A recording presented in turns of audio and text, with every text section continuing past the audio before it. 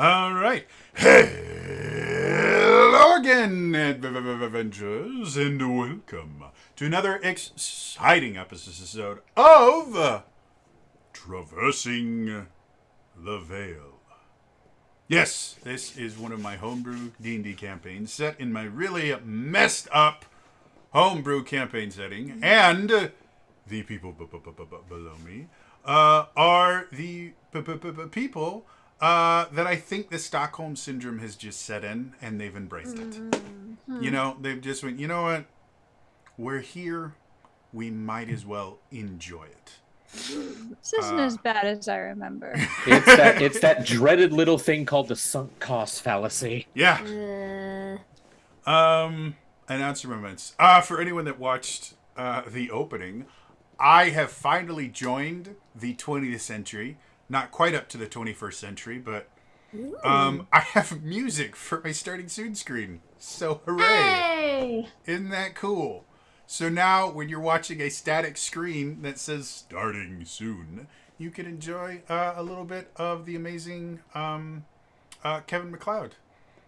Which, if you've never heard of Kevin MacLeod, he runs a company called Income Tech, and he's a huge believer in Creative Commons, which is a copyright that is built to be shared and very easy for people to be able to use copywritten material legally, depending on which version of the Creative Commons copyright you use. So it's really, really good. He's a huge believer in the idea of art should be available to as many people as possible and should be shared a lot. And so, yeah.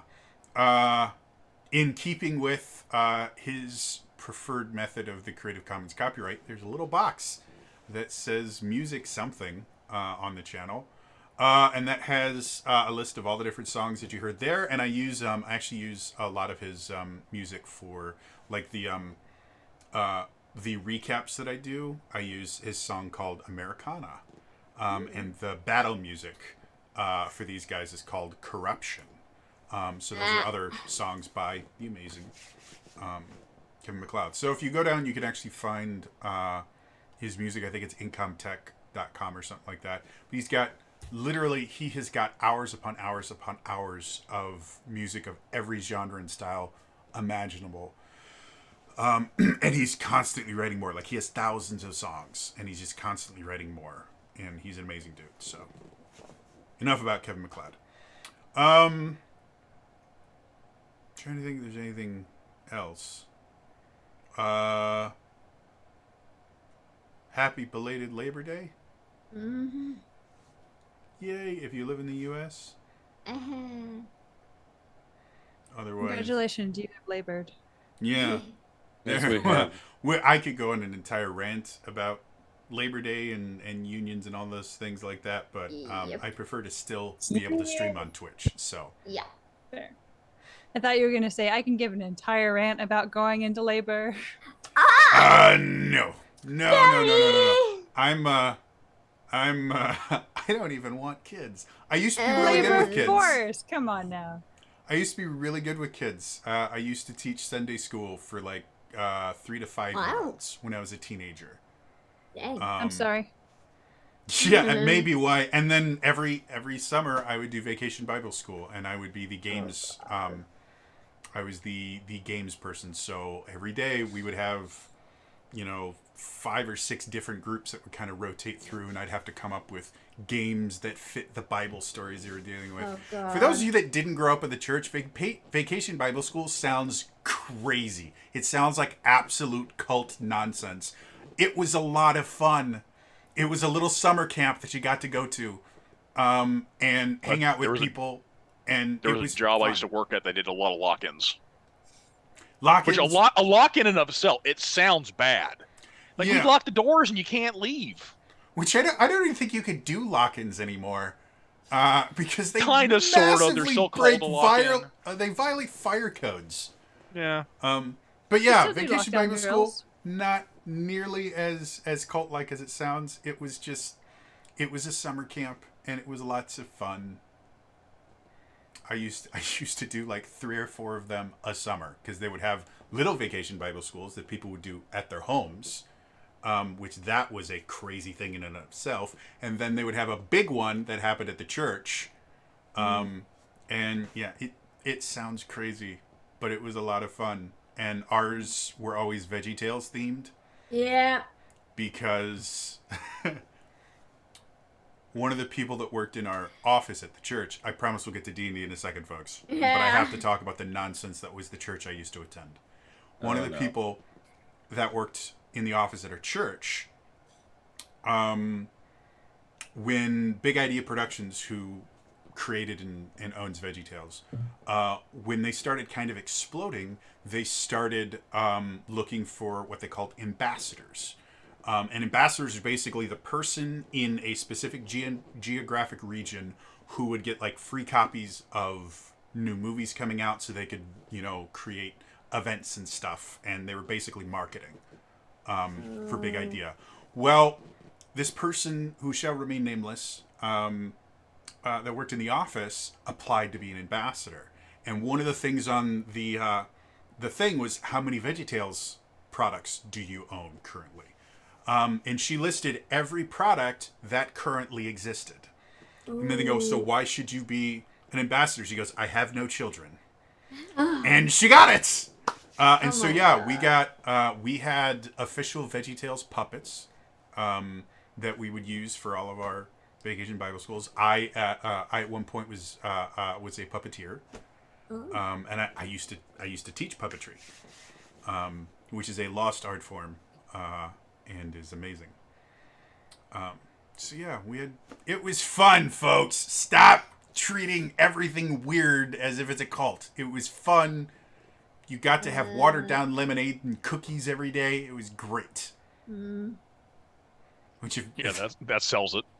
I don't know why, but like again, if you've been to a church picnic or something, you know that they all had pink lemonade, and they always made it with less mixture than you were supposed to, so that it would last longer, because churches don't actually have money unless you're a mega church.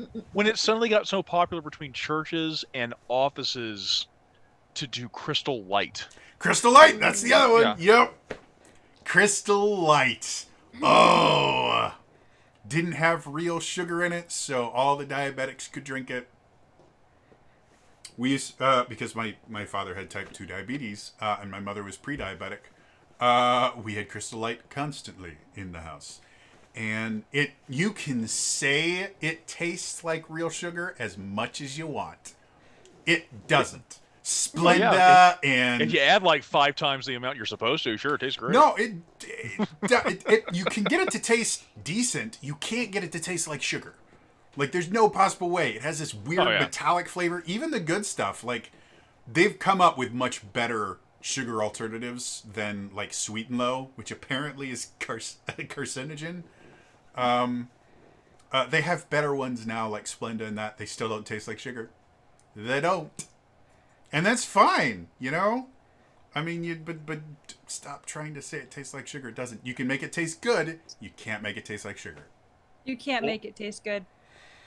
Well, they have to say it's like they have to say and sweet and high, and it like lasts in your mouth. Sugar drops off fairly quickly as a flavor. It doesn't like sit there in the back of your tongue and like oh, it's so disgusting. Well, they have to say it tastes like sugar because they can't say, well, it's sugar adjacent. Can you imagine the marketing thing for that? Doesn't taste like sugar, but you're diabetic, so what else can you do? This is the closest thing you can get. You want something sweet that won't kill you? Try this. You want sugar, but you can't have it? Well, people in hell want ice water. This is as good as it gets. Could you imagine, like, just an advertising thing? Is life isn't fair. Life isn't fair. We know you want something that tastes like sugar. Doesn't exist. Here's the best we can do.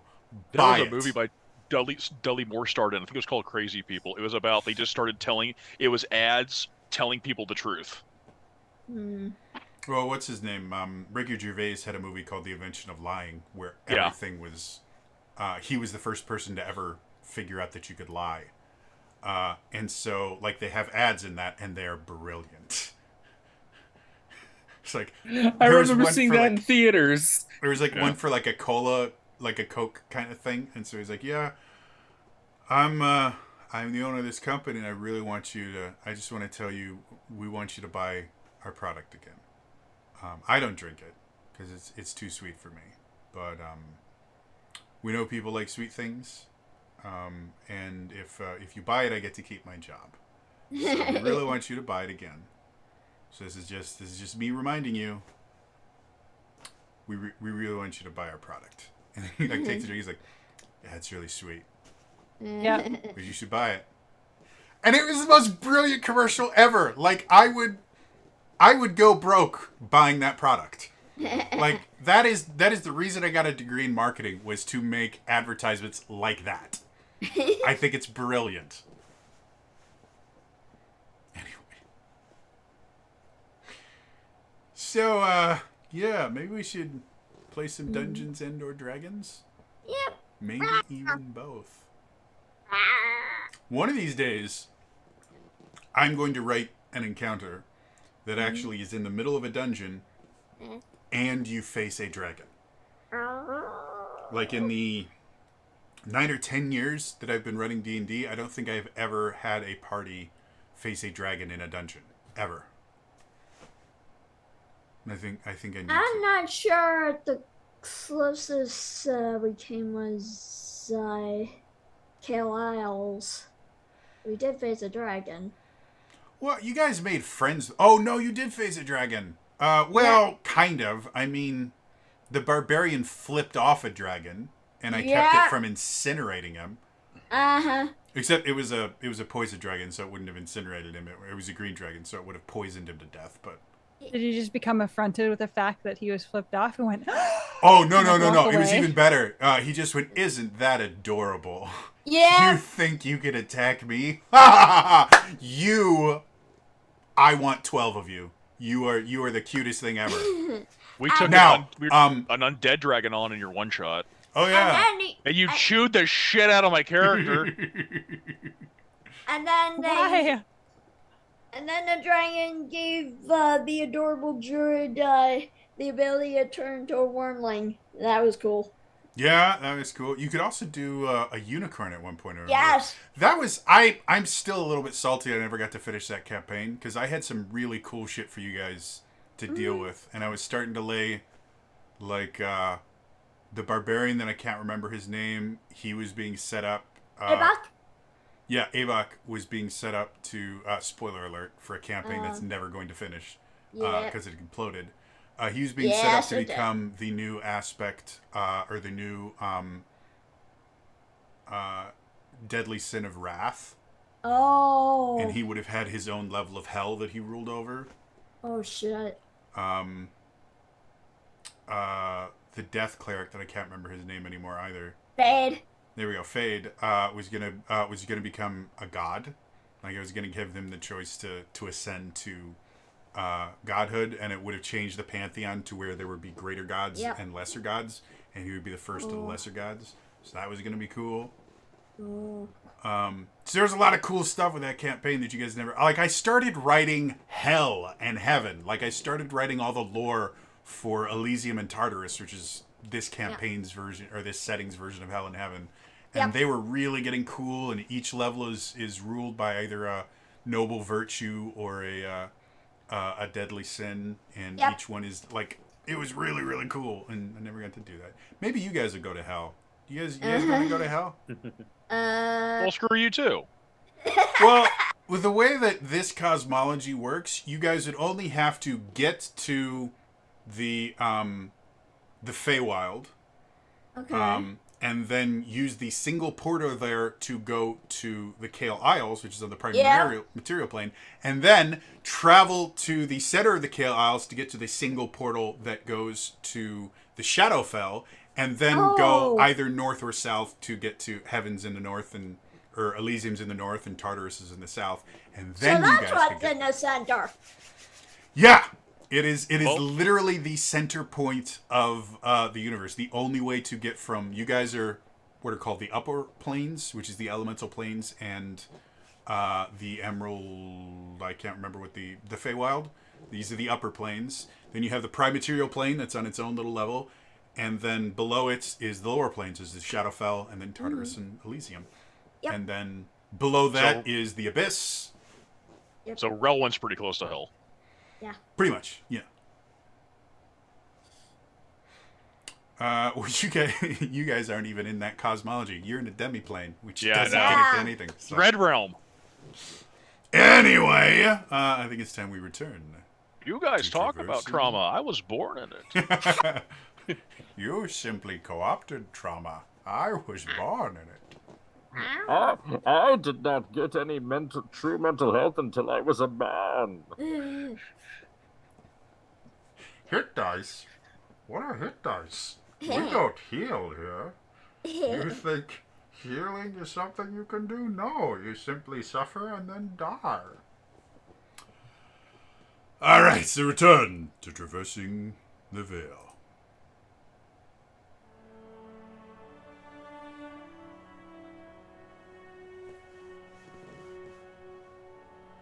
Everyone in their life should have one true conversation. This is the story of my conversation with Andre. No. The party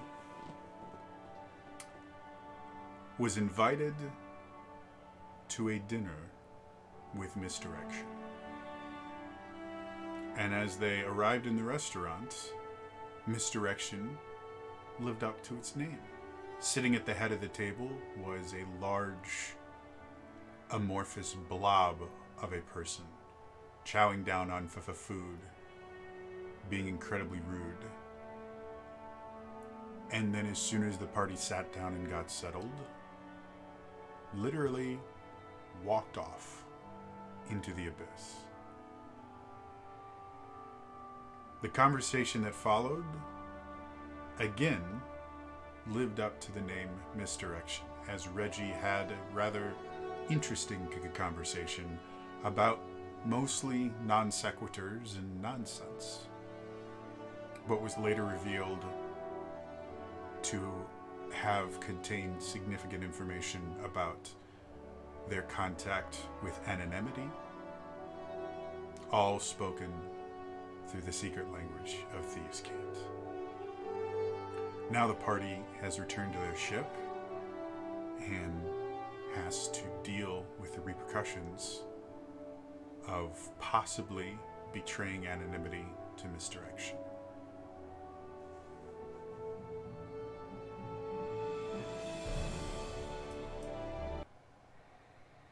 So, There was a spider on my wall. Oh God. burn it down, the entire house. I know you Fire- just got there. fireball. It's great, but it's the only way to be safe. Charmander, use Ember. Charmander, And use now it- Firestorm. And now it fell down, and now I can't see it. That's okay. Spiders are good. You know, they say that, but I have a dude that comes and sprays for them, 3 or 4 times a year. And he's a great guy, and I really like him. And I really don't like all the things that he kills. That's fair. Yeah. Another thing people don't realize, centipedes apparently are good as well, because they only eat other bugs. Yep. I'm good with spiders in my house. I'm not good with centipedes in my house. Yeah. I'm used to outside. I'm not good with any of them. I'm good with most of them. Is like outside my house. Like there used to be a time when there were spiders. Like during times of the year, they'd set up these beautiful not cobwebs, but they set up these beautiful webs and would just catch the light perfectly. Yeah, I've seen some of those webs at the local canal. Like, hey, you look pretty cool. Don't ever come to my house. Yep, that looks good from far away. Now, sometimes in the morning I'll look out because there's a fairly big backyard and there's some distance between some trees, probably about 6 feet, and like big old spiders will go and make this big, beautiful web across them. So burn it to the Don't ground. grab a fruit. I have a massive. The weirdest thing Because I'm due to the fact that I actually have a phobia diagnosed. I'm not sure my fear of spiders actually makes it up to the realm of phobia, but it's pretty damn close. And the weird thing about it is sometimes I am perfectly fine. Like they terrify me, but sometimes I can deal with them and not have a problem. And other times I completely freak out, full blown panic attack. Like my life is ending, and is the weirdest thing ever. Yeah. Bugs in general I'm not good with. I was stung by a wasp when I was a kid, and that was enough for me. Like I can't do bees. Well, Despite the wasps fact are that, assholes, though. yeah, Yeah. wasps are horrible, disgusting creatures that have Yeah. there's no benefit to wasps. Bees, on the other hand, wonderful creatures that still scare the shit out of me. Yeah. But at least they are kind enough to drop dead after they sting you. Yeah. Whereas Yeah, you're- wasps will just sting you over and over and over again. Nothing happens. Have you ever seen those beehives? There is in Paris, France, when bees discovered M&M factory in France, where they just threw the cast off out, and so the bees just went, well, fuck this pollen shit, and they went to the thrown away M&M stuff. Oh no. Really? And, yeah, and so if you look it up, just look up M&M's bees Paris. They're because like where they put the nectar, it's all blue. And so it kind of looks like this blue stained glass smoky swirl kind of That's thing. interesting. Like bees in general are absolutely Oh. fascinating. Yeah, it was years ago, but yeah, 2019. That's cool. I think it was longer than that. Yeah. I've never been I just Really? found I just found an article that says 2012. Huh. I can remember Apparently hearing they've from been the doing half it hour, over happy and over hour. again. Then I wonder if it was more recent. If The there was other- another one that happened recently. They 'cause- probably did, yeah. The other thing that sucks about wasps kill bees. And are really, really, like, are impressively good at it. Like, they are built to kill bees. Until a wasp goes into a bee's hive, and you like watch Japanese bees taking out a wasp. Well, yeah, a single wasp versus a beehive, Yeah. not happening. But a swarm of wasps can Oh, yeah. demolish a beehive. And again, wasps have absolute. Did you know this is something I didn't know. Wasps are carnivorous. Like one of the ways you can kill wasps is apparently you take like one of those like ready-made like big bins, and you take a plank of wood and you nail meat to the bottom of it and put it over this thing full of water with soap in it, because the soap, as soon as they log in it, bees. well, it doesn't kill them. What it does is it prevents them from it traps them on the water, and so they drown. Yeah. So yeah, apparently that is a really, really effective way if you have wasps to get rid of thousands of them, because they eat meat. And so they'll get the meat, and then the meat is suspended just barely above the water, and then they'll land on the water, and then they can't get back out. So, Just get used to the smell of rotten meat. well, Also you trash know, bin. I mean, if you've never had a good, a good smell of rotten meat, I mean, There are the fly bags that smell like rotten meat as well, and those are just, oh, goodness gracious. the old house I lived in was infested with anything you could be infested with. We were. Oh god. And then somebody bought it and like quote unquote remodeled it, and they put it back on the market for like 200,000 more than they bought it for, because I know exactly how much they bought it for. And yeah, I remember yeah, I you looked- telling me this story. I looked through the house, like the pictures they put up, and like, holy shit, there's a lot you could do with paint and deep cleaning. But I'm like, there is no way that house is worth that much money. Like, I know, I know there's no way they redid the wiring, because the wiring is shit. There's no pictures of the basement. The basement is a horror story. So I'm like, oh, no way. Like, as soon as that house sells, somebody's getting a lawsuit for false advertising, because that house should be dead. Like the support pillars on the main floor are twisted. They're warped to the point where they like almost go 90 degrees. Anyway, so you guys are you've currently gone back to the ship, if I remember correctly, right? Hmm. Let's actually play this game now that I have the music playing.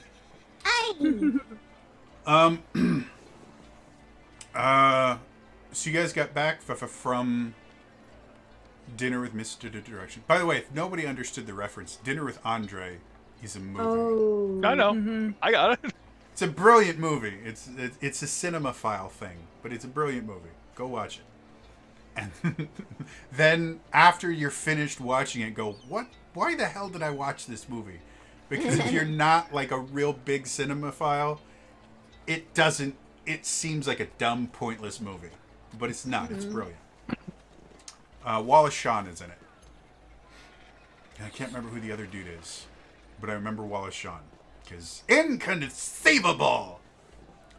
So, you guys came back to the ship. And if I remember correctly, Reggie kind of filled you guys in on what the actual conversation that just happened. I did, yeah.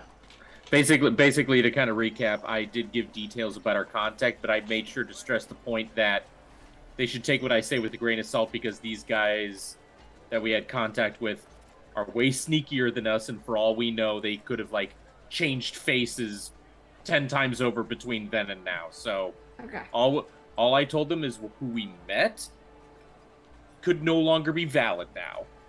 Okay. Well, also, it's like, what did we really give up? Not really a whole hell of a lot. Exactly.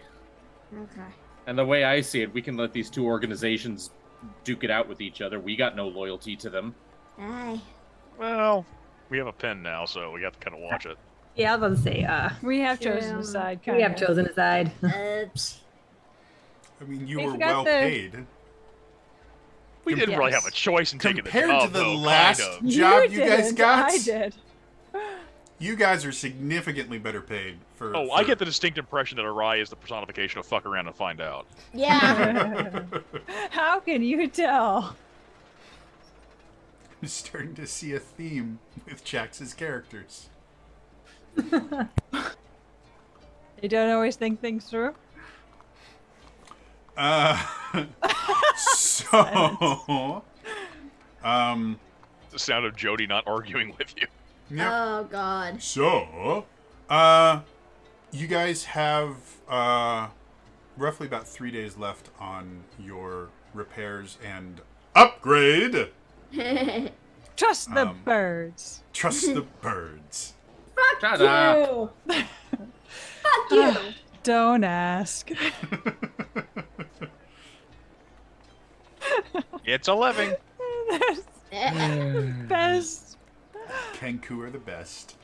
Yeah.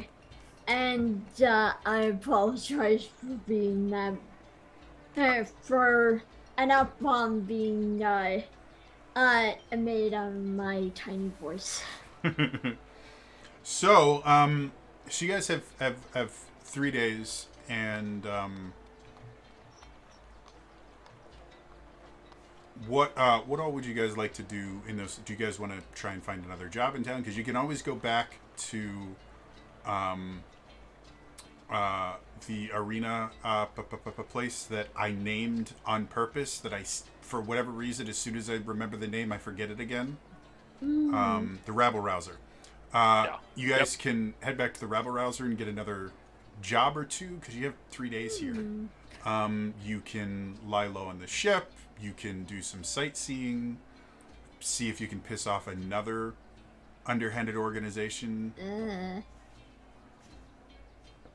I think Reggie is I don't just think you've going pissed to... off any of the guilds or unions around here. So No. if you'd like to get the wrath of unions on you, A lawless town has unions? unions are God. everywhere. And Better than my own Are you not familiar with Teamsters? oh yeah, the unions in Chicago. That's how organized crime made their money. Sanitation. Look up Jimmy Hoffa. Yeah, unions, don't get me wrong, unions, the reason there is a 5-day work week, 40-hour work weeks, overtime, all this stuff is from unions. They did some amazing things. But at the same time they were doing that, organized crime, riots, intimidation, murder, all of that goes hand in hand with unions. So there are good sides and there are bad sides to it. And some of the biggest atrocities that have happened in the U.S. workplace have been sponsored by unions or happen on Wall goes hand in Street. hand with unions. Yeah. Because lots of money. I did a report on unions when I was in college for one of my business degrees. And, the things I found out, because that year or the previous year, up until that point, unions were not required to release any of their financials. So nobody had any idea where any of the money that went once your dues were taken for unions. And unions are nonprofits, so they also get donations and stuff. So nobody had any idea where the money went. Well, they passed a law, and all unions had to actually, like any other nonprofit, list where all the money goes. And the big thing that they found out is the vast majority of the money that unions get do not help their union members whatsoever. For the most part, your dues go to paying the inflated salaries of the union bosses and to lobbying the government to make it easier for unions to force membership. Like that's where like 95% of your money goes. Very little of it goes to collective bargaining. Very little of it goes to benefits or helping out union members that can't work or things like that. All the things that very little of the money goes to that. Most of it just goes to paying the ungodly high salaries of the union bosses and lobbying. Anyway, enough about unions. So what do you guys want to do? You have the 3 days. Remind us, the restaurant that we had the meeting to with Misdirection, that was on the 4th tier, right? 4th, yes. And it's on both tiers. Just because I've said both 3rd and 4th, it is a 2-tier restaurant. It is a very large restaurant. And you guys, specifically, your meal was on the 4th tier. Okay. And we are currently docked on the 1st tier. Yes. Right? Okay. Reggie is just going to do some window shopping, but he's going to strictly stay in the 1st tier. He is not going to go anywhere up. Okay. Do you still look like Colonel Sanders? No, I got rid of all that. I'm back. I'm back to my normal half elf look. Well, I didn't know if you were still worried about the other guy. Should I? And with Yeah, that, you're gonna stay Colonel Sanders. I'm gonna stay Colonel Sanders then. You take off Colonel Sanders, you put on Wendy. I was thinking he's going to go for the Burger King, but, No, he dresses like that normally. Jack in the Box. Ronald McDonald. I am staying Colonel Sanders, and I am walking around the 1st tier. You could go the Carl's Chick-fil-A, Jr. you could- route and just be a star with a face. Or you can be Chick-fil-A and have a cow. Be a cow. Oh no. Or you know what? I'm just gonna go as a completely normal-looking human. They asked me, "What is your name?" Tim. What's your last name? Orton. But you are not allowed to possess anything. There's just multiple versions of you. Which, Yeah. if nobody understands that reference, I think we talked about it last week about Quebec and their weird French laws. Oh, okay. Yep. But yeah, I'm just window shopping around, still looking like Colonel Sanders. Okay. I still got my violin with me though, just in Okay. case. Colonel Sanders plays the fiddle, apparently. Mm-hmm. Times are hard, he's busking. Yeah. It's been a while since he went back down to Georgia, so rest in peace, Charlie Daniels. Which, by the way, that dude would shred violin bows live on stage. I don't know if, hey, Crexney, you want to take a look at something? Not per se. It's like, I'm not that kind I of don't doctor, so... All right. Okay. Is there anything I can do to help with the repairs on the ship to speed it up? No. Good question. Well, you're a shipwright. Like, that's what you did before this. Go ahead and roll me just a flat intelligence check. Wasn't what the Kenkus are doing? They are making us go faster. They're doing repairs doing and just upgrades. general Upgrade, repairs, and then the upgrade. The only thing they told you is Anyone? it was going to be faster. So, Painting watching flames on the side. the Kenku, you built ships, you know, from the ground up. They are doing a lot of things that you know how it should be done. Like you're kind of familiar with what they're doing, but the methods that they're using don't make sense to you. Okay. And so that might initially kind of make you go, well, wait a minute, are they ripping us off? But you have kind of double checked their work, and despite the fact that they're doing things that shouldn't work, they are. Like the repairs they're making are working. The brief bit that you've been able to kind of look at how they're going to speed the ship up doesn't seem like they're hurting the ship at all, and it does, as far as you can tell, it does seem like it's going to make the ship go faster, though it doesn't seem to be something that is a constant speed. Like this looks like a turbo button kind of thing, where you guys will be able to go really fast for Light short speed. periods of time, but won't be able to sustain it for too long. But because they're doing it in such a weird and awkward way, you wouldn't know how to help them, unfortunately. Okay. Can we pop a wheelie when we're done? Possibly. Light speed. They're gonna put wheels in it specifically for that, like big old monster truck wheels, just for that. You never heard of air brakes? Duh. Air brakes. You just start drifting on the Veil, and the entire ship does the Akira slide. That would be funny. I would like to go and look at some armor. Okay.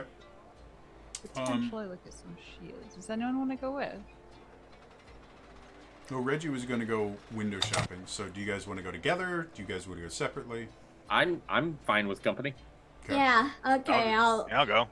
I'll go over Reggie. I've rearranged my room long enough. I'm not sitting on the ship. You're like, I have to get a coffee table you. or a love seat. Ah, Like if I can't I'll get bring one my of those, I won't be able crossbow. to. Hey, I'm bringing my Crexy. crossbow just in case. Hey, Crexy. Yeah.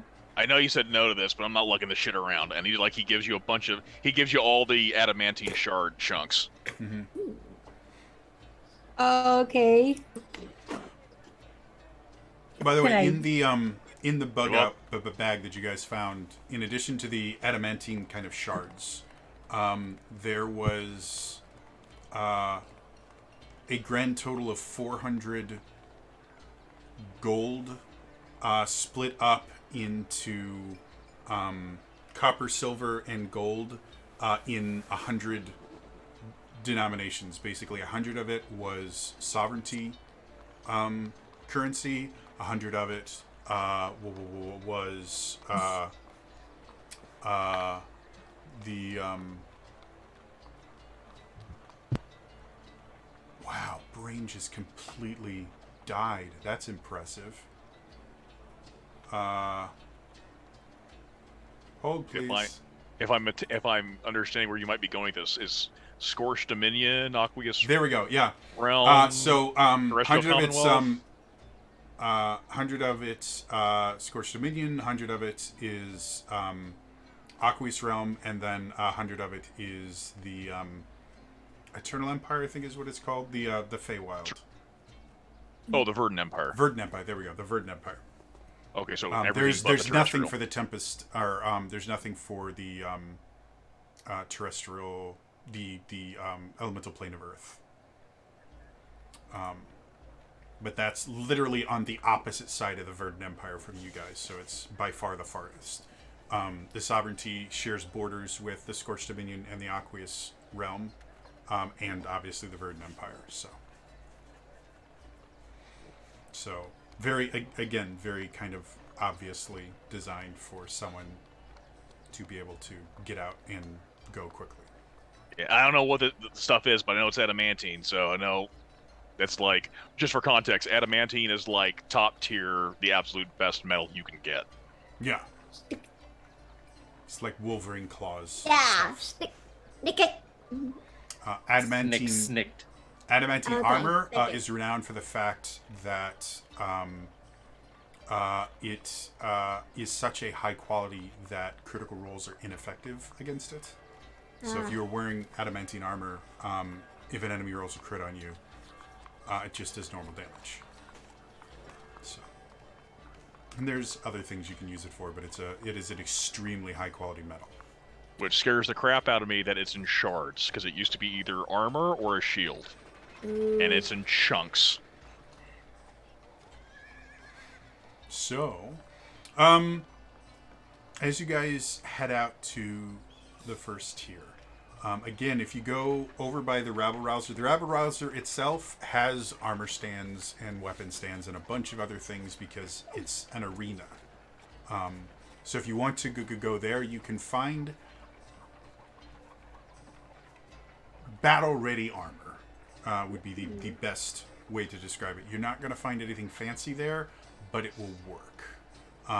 Once you start Slightly used. going into the higher tiers, well, it's mass produced for the most part. Oh, okay. Once you start going to the, like, you're not going to find any masterwork items there. You're definitely not going to find any enchanted armors or anything like that. That stuff wouldn't last in the Rabble-Rouser. Someone would steal it or break it.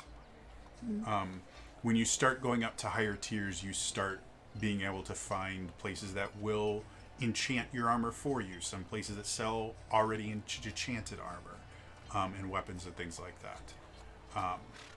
And obviously, the higher the tier, the better quality things you can get for the most part. You will also find various shops that sell enchanted armor that is enchanted with things like spells that make it resist stains, or spells that make it shine as if you are in a spotlight the entire time. Kind of vanity style for the things. I had a paladin who actually he got like random roll stuff. He found a chest plate. It was slightly vampiric armor. It didn't require it, but wanted to clean it. You got blood on it, and since you're a paladin and you're in battle, no problem. It's self-cleaning armor. I like the idea of slightly vampiric. You know, I'd like to suck your blood, but it's Tuesday, so perhaps we just have some red wine.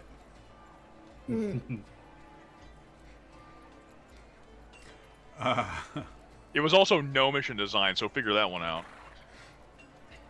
No, gnomes are one of those Gnomish in origin, vampiric cleaning. I can people underestimate gnomes. I'll just leave it Yeah. at that. They underestimate them.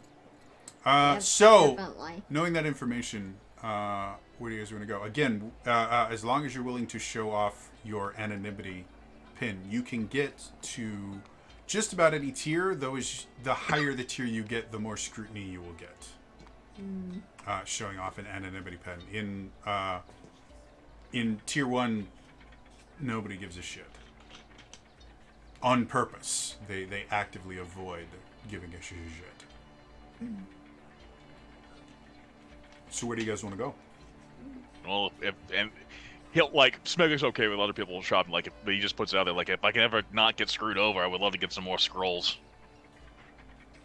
All right, guys. We can see if there's a literature shop around here. Oh, that's secondary. You guys get your stuff first. So, where are you going? I am going to try and think up where I'm gonna go after everyone else. I had like one idea, but I'm still kind of debating if it would work out. Howie, where are you going? I'm gonna go wherever you go. God damn it. Pharrell, you wanted to find armor. where would you like to try looking for armor? Arel? I'm so Arel? sorry. Do you want to Arai. talk about it there? Oh, getting a nosebleed. Talk about that. Arel, Arel. apparently What going do you into call the it? Shadow Realm, you have crossed over into the Sovereignty. Congratulations. There are a lot of it. Like, you thought it was You cool. guys, there's this big orange troll with a bomb bag. You thought it was cool that you guys had, like, 3 different races in your party. The Sovereignty, there are dozens. Like, there are bird people, there are slime people, there are any kind of people you could think of. They exist. So, enjoy yourself, Arel. Create your fleets of, no. Oh, she will. You didn't have to tell her. She will tell Well, tell her. Arai. You wanted to find Sorry. armor. Yes. Where do you want to go? Do you want to go to... You technically haven't been to the Rebel Rouser yet. I haven't really been anywhere. I've been to a balcony and Yeah, a it's restaurant. a nice balcony. It was a very nice balcony. And a ship. People splat wonderfully. And it had great furniture. Oh, thank you. Yeah. So probably I don't know the prices of things. So probably starting off at about the 2nd floor. Okay. So stepping off onto tier 2 and kind of looking around for armors and things like that. Tier 2 specifically, a lot of the population on tier 2 is, for lack of better terms, is a lot of people like to put on airs. So it's a very kind of flouty, high society kind of group. And because of that, most of... there's only like 1 or 2 armor shops, and they're geared a little bit more towards fashion than they are function. On tier 2. Tier 1 is going to be a little bit more kind of combat oriented because the Rabble Rouser is a little bit closer, and then if you go up to tier 3, that's where adventurers that like keep a summer home in Abia tend to coalesce on tier 3, because you can make good money being an adventurer, but not the kind of obscene wealth that's necessary for getting on 4 or 5 or definitely 6. So with that knowledge, do you want to kind of still chill around on tier 2, or do you want to shift up or down a tier?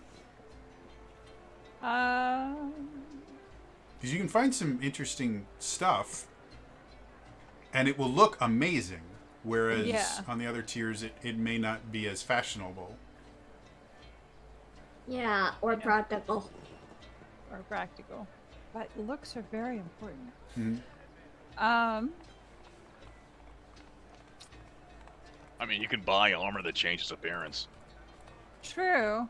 And we do have an artificer. That can make a dress. Fancy. Yeah. Exactly. Alright, so I really don't have a preference. Okay. Is there anything in particular besides a literature shop that we were looking for or going to look at? Do you want high-end literature or lower-end literature? I don't know why y'all saying I said scrolls. It's a fun word. And I can't sound like Colonel Sanders, so that's the best I got. Sorry. I mean, my reading's already backlogged. I still haven't gotten a chance to read it. Dare you, sir? Well, again, just to kind of keep things moving forward, if you stay on tier 2, you would eventually get to a shop called Dazzling Protection, which has a few suits of armor in kind of the windows of it, and they look really nice. Like one is inlaid with gold all over it, and has been enchanted, like all the gold inlays glow. So it looks really, really fancy, and it's full plate, so really kind of fancy stuff. And then in the next window over, you see this set, what looks like thieves' leathers. So like, leather armor that kind of covers everything, and like a hood and a mask in that, but kind of a caricature of thieves' letters, like being someone that moves around in armor, or actually being a barbarian. You don't really use armor much, but being familiar with getting people out of their armor, whether by force or other means. Like looking at it, it doesn't look particularly good at sneaking around in, but it does look sneaky and dangerous. So, if you'd like to... Not this shop. Okay. Not this floor.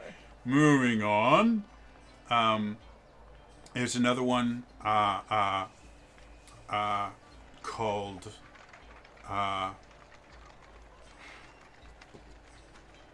sorry, brain just went in a completely different direction. There's another one that seems to be more kind of cloth focused, called the Robery. And you can see various kind of enchanted robes for spellcasters and things like that. And then other kind of just enchanted clothing in general that's not really armor, but has various enchantments on it that can be beneficial to a wide number of people. Like stain removal and... Yeah, some of them are like that. Some of the other ones are things like robes that have, or like a suit that's been enchanted with multiple kind of extra dimensional spaces built into it. So you basically have these kind of pockets that are just very, very small, but can hold vast amounts of things in them.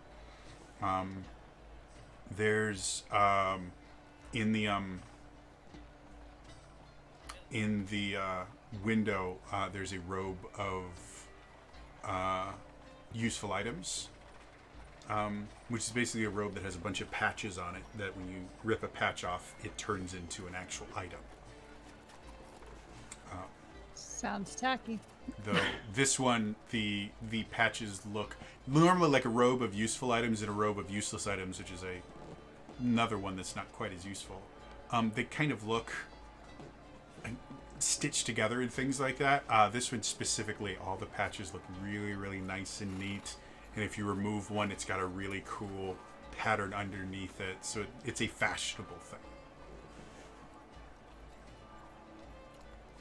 Probably not this one either. Okay. Well, where would you like to go then? I've given two options that don't seem to fit. So To fit. I swear to God, if you're not coming up, if you don't know what you're looking for, I did say I was looking for a shield, but I Yeah? don't like these. okay. And should we move up? Should we move down? I'm willing to go up one more level. Okay. Third floor. So getting up to tier 3. Again, kind of a really nice tier that has magic precipitation used to kind of make it smell pleasant the entire time. Wandering around the tier, you can see a larger assortment of like food stands and other things like that, and kind of entertainment style things around this floor. But you do also find an entire kind of industry section where there are weapon shops, armor shops, things like that are all in this kind of same area. The first quote unquote armor shop that you come to is literally just, it's called the Forge.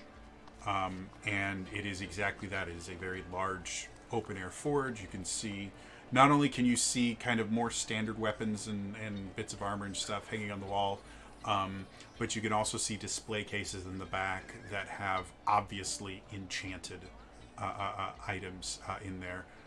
Very clearly, one of them you can see is a flame tongue longsword. Ooh. The case itself has somehow been enchanted to. The way a flame tongue works is you speak an activation word while you're holding it and attuned, and the blade erupts in flame. Whatever they've done to this display case has allowed the sword to remain lit without being actively used by someone. So there's literally a sword on fire in a case. And there's various other magic weapons and things like that there as well. And shields. This seems nice. Okay. I would just like to point out that now that we're all on the third tier, he's keeping it casual, but Reggie is like keeping more of a watchful eye at everyone else. Just his surroundings. So in the forge itself, you can see there's not a whole lot of customers at this particular time of the day. It's still kind of mid-morning, but you can see the smith. At first, when you first see the smith, it doesn't make a whole lot of sense, because as you look at the smith, he seems to be working on two different anvils, which is not something you tend to do. Generally because you need to hold what you're forging in one hand and hit it with the other. But as you look closer, you see this particular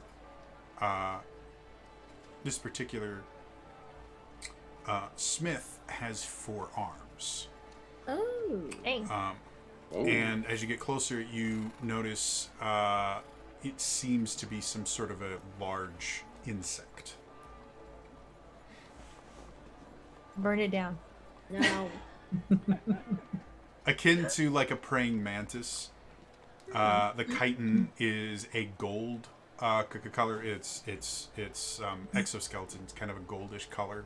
You can't see the face at all, and most of it is covered in kind of thick, not leather armor, just like heavy leather that seems to be kind of flame retardant to kind of deal with the intense heat and everything from the forge. What would you all like to do? Can't sweat, don't have sweat glands. Fair point.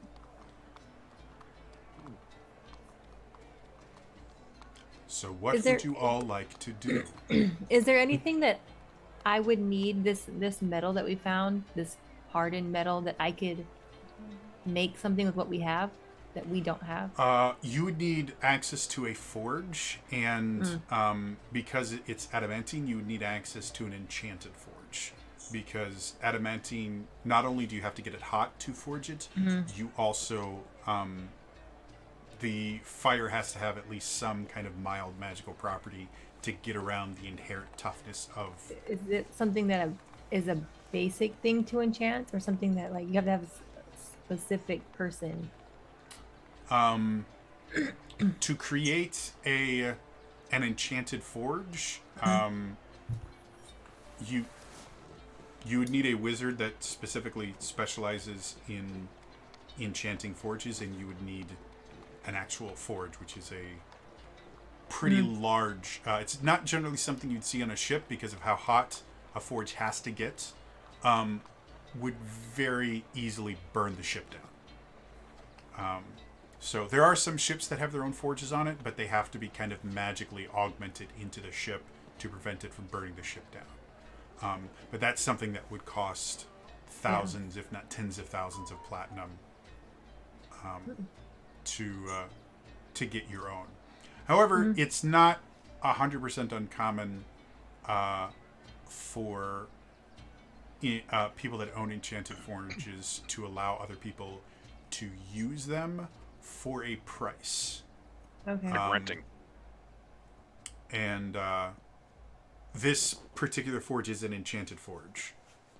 So if you wanted to try and finagle that. But again, a forge master's forge is their forge. So they're not going to just let anyone with a lot of money come in and possibly break their tools and things like that. So there's a finagling, haggling process built in. So for the time being, we're going to have a very strong, wonderful wind chime.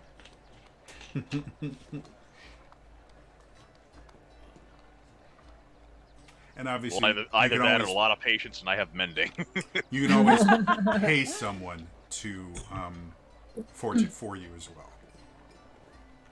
But again, it's a specialized skill to forge adamantium. But if you have an enchanted forge, more likely than not, you know how to forge adamantium. Well, is there a shop up here that you want to go to, Skywig? I do, but like a ride, do you not want a shield? Do you want to? I don't know. We just walked in. Yeah. And saw him. We haven't even said hi. Yeah, I was just Oh, saying. gotcha. Hello. Hi, just kidding. So as you say that, you see him kind of stop, and two of his limbs kind of take what he's doing and just kind of put down the items. And he turns, and you can see this insectoid face with like mandibles and things like that. But you don't really see, like, it has an opening for food to go in, but you don't really see like a mouth or anything that you could use to speak. So as you're kind of wondering, you hear in your head, "Begging your pardon, miss. What might you be needing today?"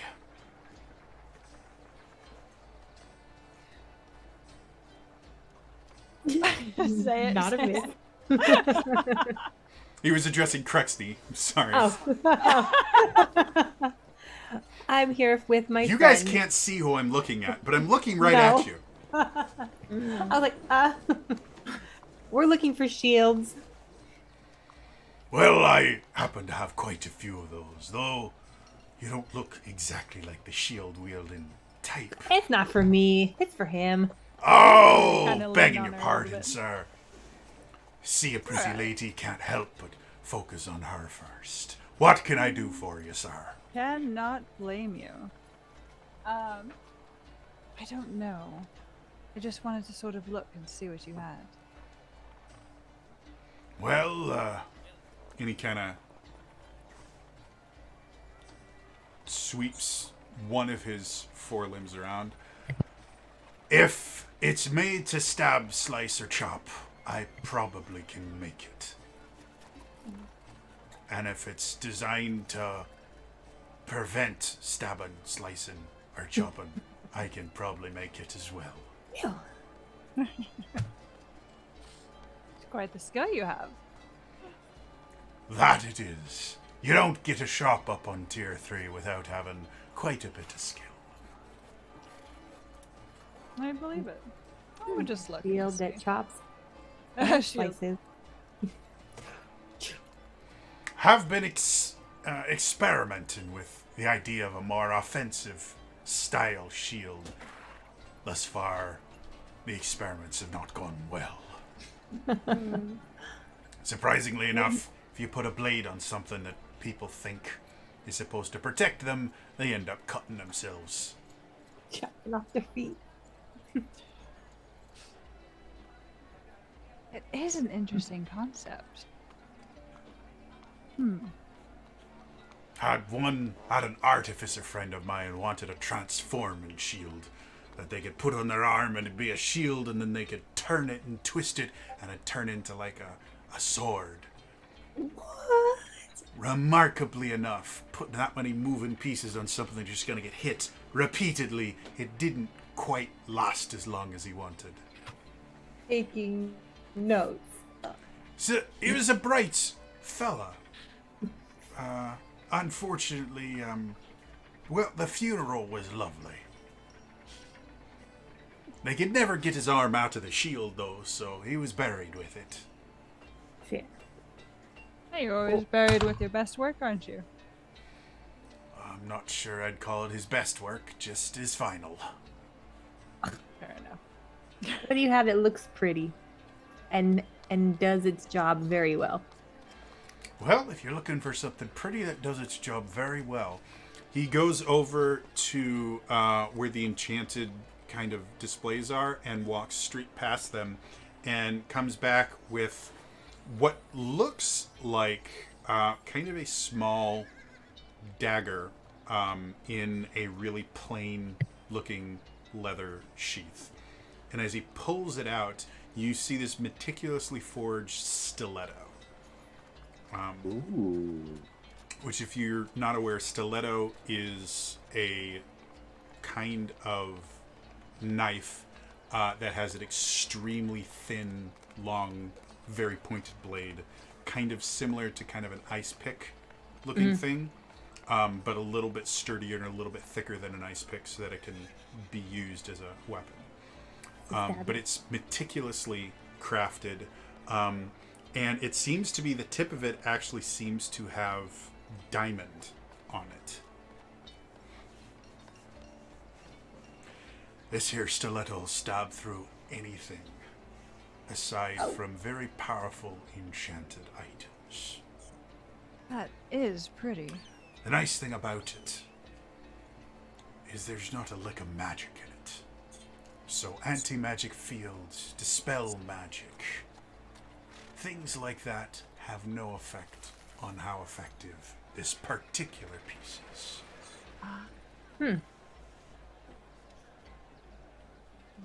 Yeah, but we're looking for a shield, not a stabby thing. Well, in that case, do you have a preference to shield? Buckler, tower shield, anything particular? No, just sort of looking. Just the idea came to mind, and we have time to go. Perfect. So he goes over and he brings back a kind of small-looking kind of heater shield. And he looks at his and he kind of moves it around a little bit. Says, "Looks kind of boring, doesn't it?" And then he kind of tosses it towards you, and it stops right in front of you and just hangs there. And as you move a little bit, it moves with you, keeping itself in between you and the Forge Master. Oh, that is interesting. How much is it? Oh, this one in particular. My mouse has stopped working. I have a team of Well, mice you have that Put them on a union. forge my things for me. Now they're in charge of the books. Yeah, they're remarkably good at what they do. Let's see if I go to the right thing. You count their fingers, their toes, and their whiskers. So many more fingers. So this particular shield, I have to remember how much things cost because I've completely forgotten. Free it is. I'll take it. Capitalism, you are a fickle bitch. Yeah. Sorry. There's a thing that tells me how much things cost. Price book. There we go. Price So book of all this particular item generally runs around a neighborhood of 20,000 gold pieces. However, I'm always open to barter if you have something equally interesting for me. Unless someone's got a kidney they can spare. Oh, I Isn't wouldn't that pay expensive? 20,000 gold pieces for a kidney. You've got 2 of them. Yes, but if you need one. Very rare. Well, I don't know if we have anything worth trading for it at the moment. Possibly. What else do you have? Well, if I were to look at you and kind of theorize exactly how you fight, that large pike on your back would suggest you need something that leaves your hands free.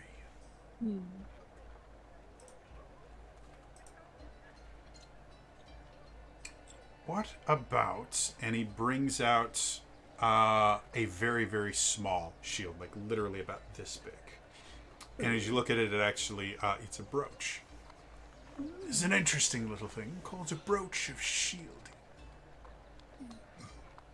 They become immune to magic missiles, always nice, and resistant to force damage.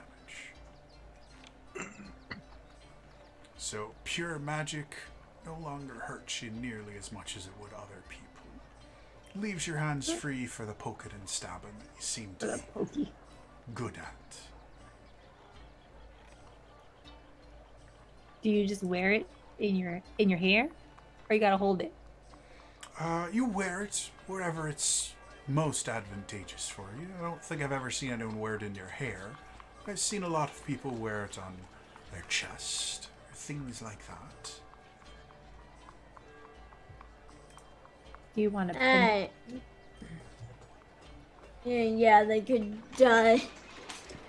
some people, yell, Planet Power, make up! And how much is this one? This one's significantly less expensive than the last one. 150 gold 20,000. pieces for it. Oh, that's not bad. What do you say, sir? You like this little baby shield that you wear around your neck? It's pretty. Like a little necklace. It is pretty. I believe it's a brooch, so I Oh, don't know it's if I'd a wear it wear around my your neck so I or mean, on my head. or your hair. Well, think about it.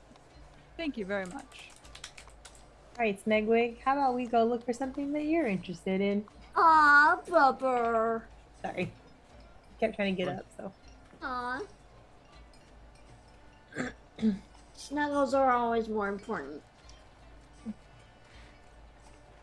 Well, if you need anything else, simply ask.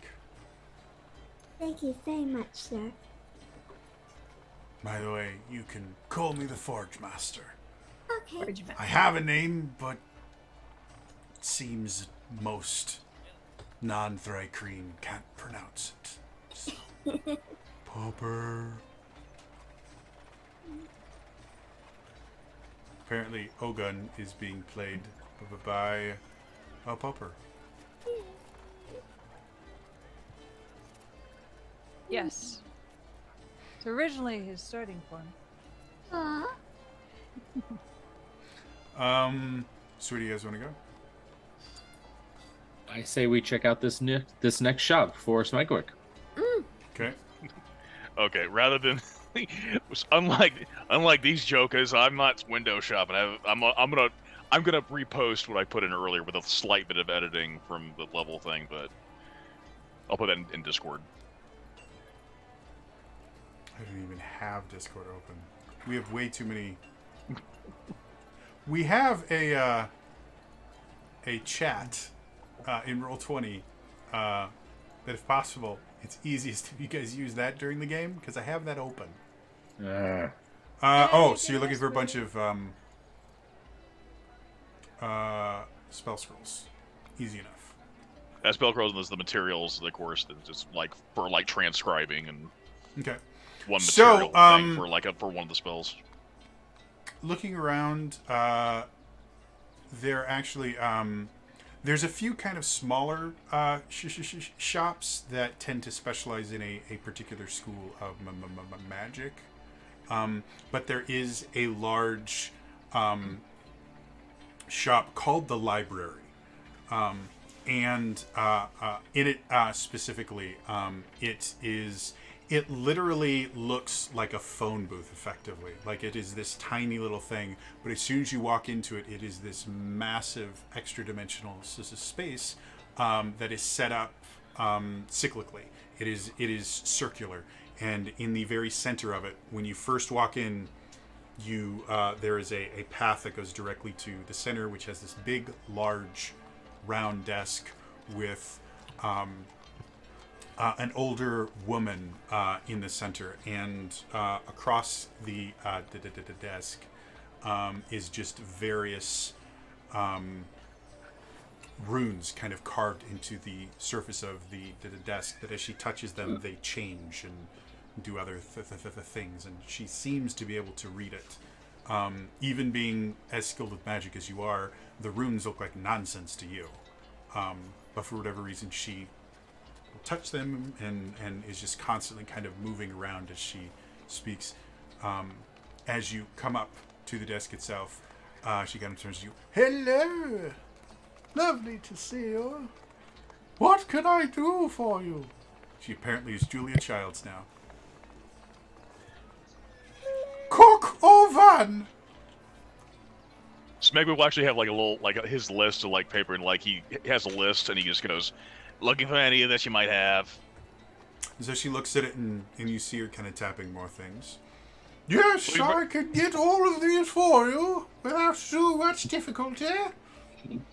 Would you like them all now or later? Whichever is easier, best, and cheapest. She snaps her finger, and a pseudo dragon kind of poofs into existence, and she taps a few things on the counter, and you can see this kind of list of runes appear. She snaps and points, and shouldn't be more than a few minutes. Is there anything I can help the rest of your party with? Well, just real quick, what's the damage going to be on that? I hate to. Oh, the first level ones, 50 gold pieces. The third level, 500.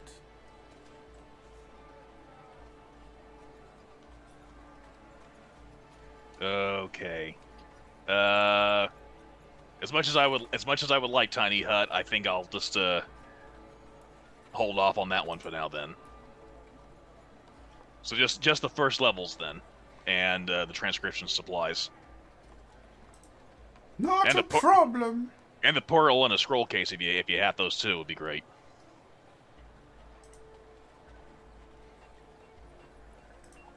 So she kind of taps some more things, and then she kind of places her hand flat on the desk, and as she lifts it, stacks of parchment rise with her hand, as well as a couple inkwells full of magic ink, and 2 quills, and they just kind of rise out of the desk itself. Here, those just waiting on my familiar. Seems you're familiar with familiars. I made a joke there. Oh, you're adorable. I love her. Thank you, sir. You're welcome. I do my best. Spit, Anything I can do for the Wow. rest of you. Smegwood just mentally thinks to Spitwood and just go like, "Want to make friends?"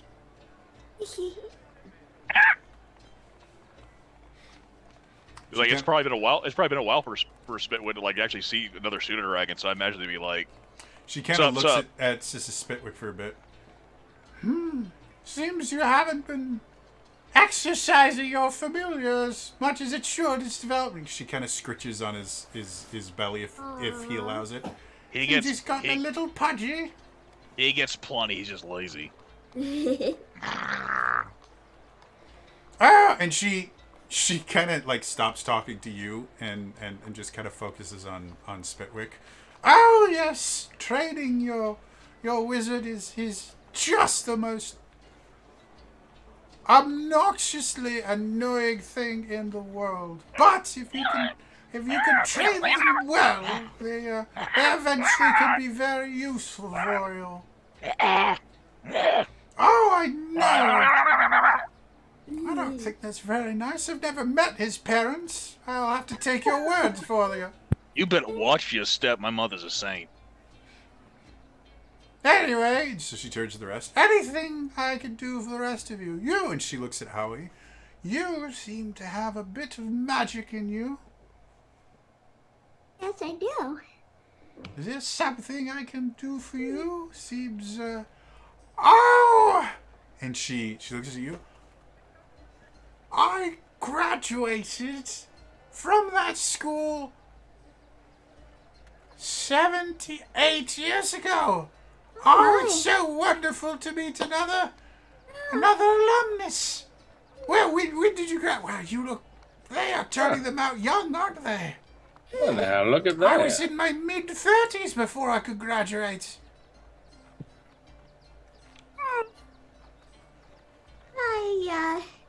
I grew up in Fiore. I'm a Fang Army. Fantastic! How, let's see, I doubt any of the professors I had are still there. Well, there was one, we swear he was a lich.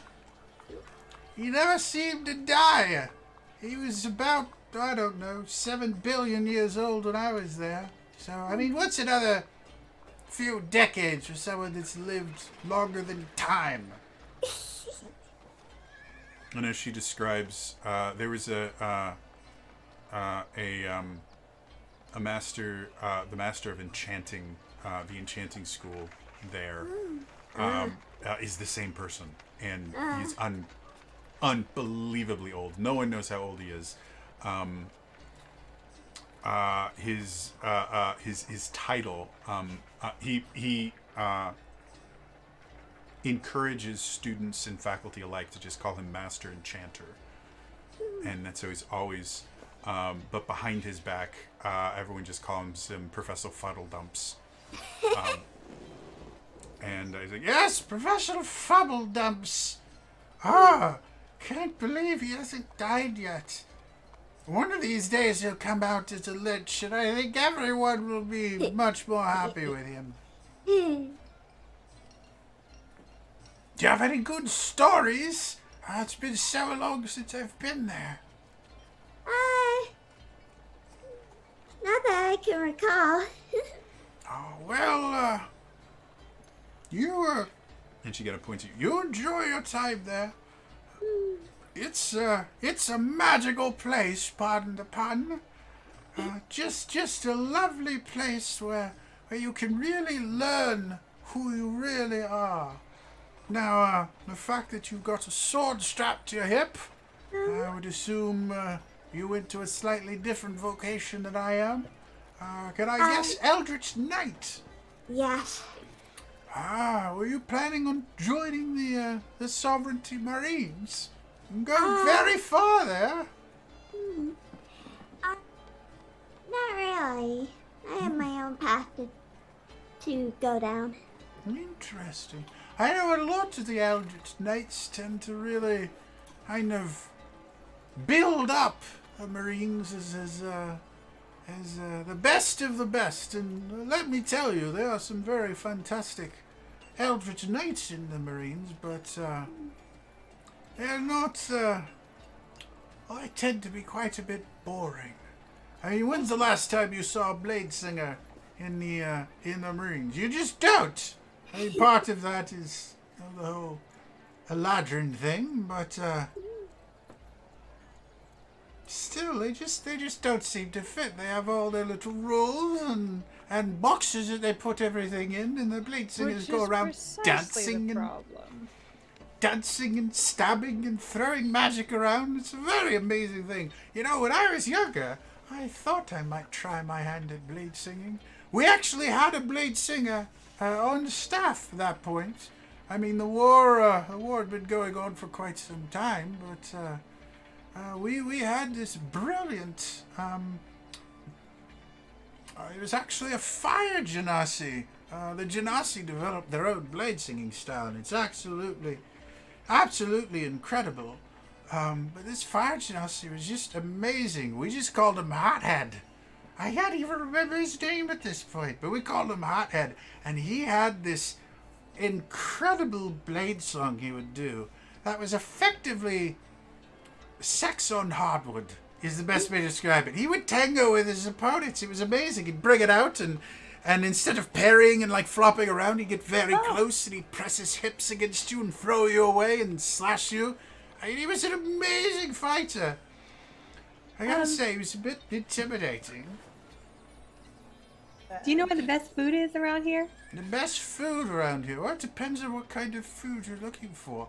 I would say my personal preference, because, well, not all of these are real anymore. There's a bakery about 3 blocks down.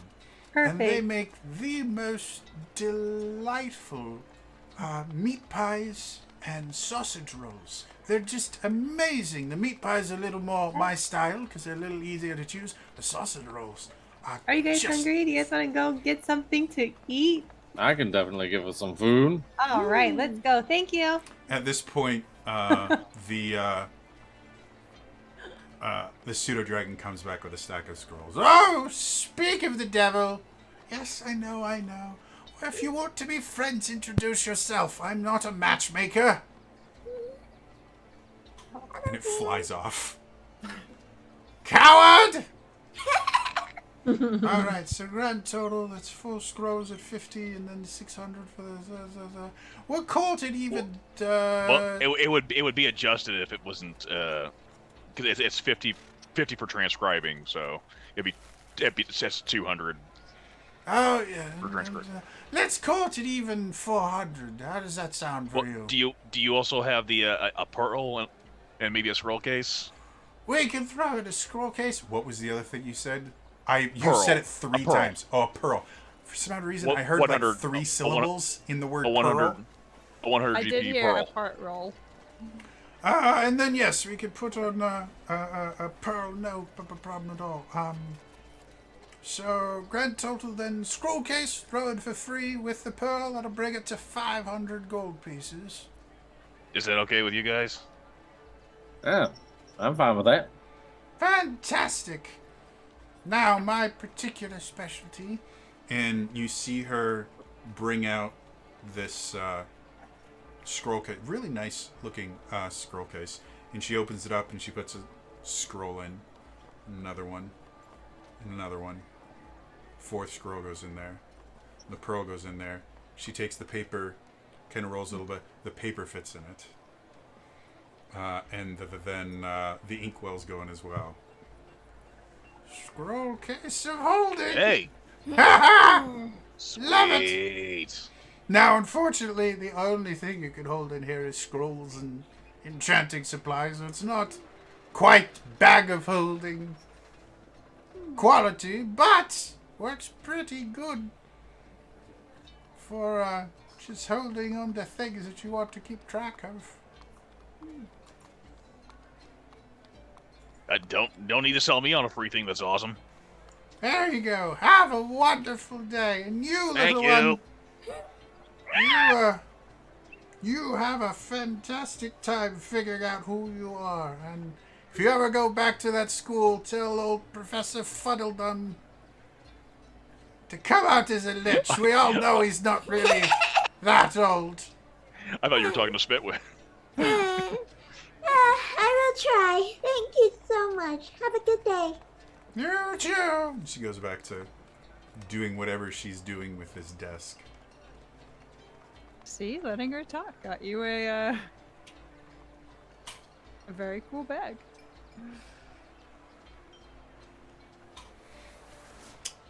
So I where ain't we go? complaining. All right, let's get some food. All right. So are you That done? sounds wonderful right now. Well, yeah, in the street, about a block before you can see it, you can smell it. Fresh baked bread. You can smell something being roasted. You're not 100% certain what it is, but it is being roasted with a lot of spices. You can also smell things like roasted corn and various like this is as much as it is a bakery, there's a lot of stuff in here. And when you get to the store itself, you actually can't see inside the store because it is packed. At this point, you've gotten there during the lunch rush. And you can see there's a kind of a line forming slightly out of the building now. It smells amazing. How long is the wait? If we waited in line? kind of guessing with how quickly people are going through, you think max you might be here for 20 minutes. Yeah, not too bad. They Because got a quick turnaround. they're I don't going mind. fast. Yeah, I don't mind waiting. Meat pies turn fast. I don't mind waiting. How many am I getting? Fun. One, Two. two. Always get a couple for more for Thomas. Yeah. Oh, Oh, my yeah. gosh. Always feeding Thomas. He All can't- right. Your pet. He looks like he can't leave the ship. Yeah. All right, then I will get 6. Okay. 6 meat pies. Oh, you covering this? Yep. Okay. Since I'm waiting in line. Why not? We So are. I you didn't know. Get in line. You very quickly actually get into the store proper, and going from outside to inside. With this many people, you would kind of expect it would be relatively unpleasant, especially with it being the lunch rush and everything. But as soon as you walk through the door, you're just flooded with the smell of sweets and fresh bread and every pleasant smell you can think of. And even being kind of sardine packed in here isn't that uncomfortable. Are the rest of you going with her? You guys got to chill outside? I'm gonna chill outside. I'm still Okay. kind of Me. keeping watch for familiar faces. There is kind of next to this very large bakery, there is like an alley that has been converted into a seating area that just goes down for like a block and a half of just benches and random tables and things like that, that it seems that people come from all over to just kind of chill in this alleyway. So if you guys want, you can go chill over there. There's still plenty of seating. Okay. Stay with our cute little rabbit. Okay. All right. So as Arai and Krexney are kind of going through,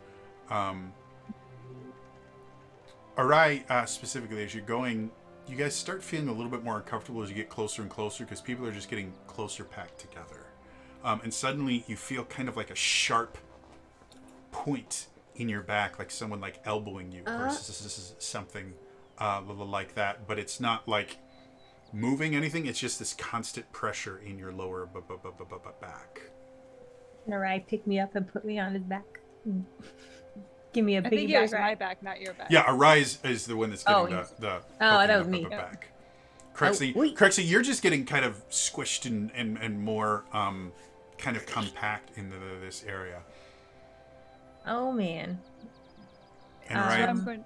eventually you hear kind of a feminine voice in your ear. We need to talk. Yes, we should.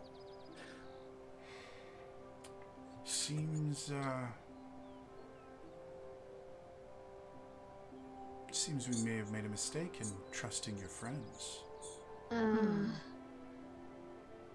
Is this I someone can't I hear know? this. It is so quiet that, or there's so much going on, and the conversation that's happening is so quiet. You can hear what, you can somewhat hear what Arai is saying, but she seems to be talking to no one.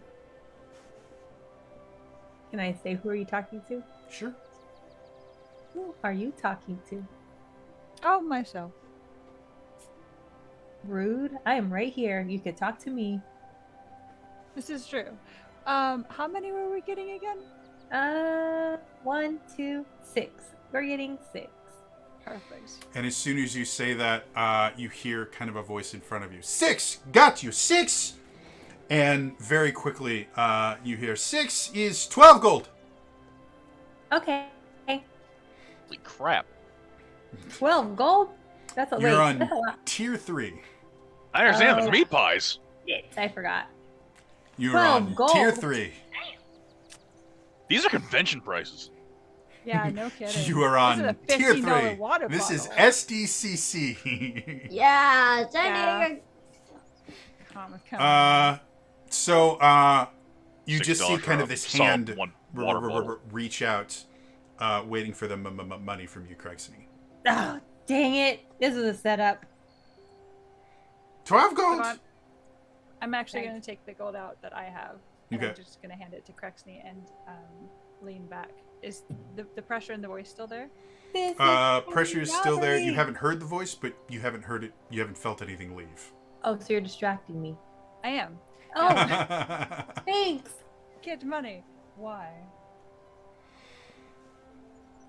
You, So I'm asking the voice why. you seem to have never heard the phrase "loose lips sink ships."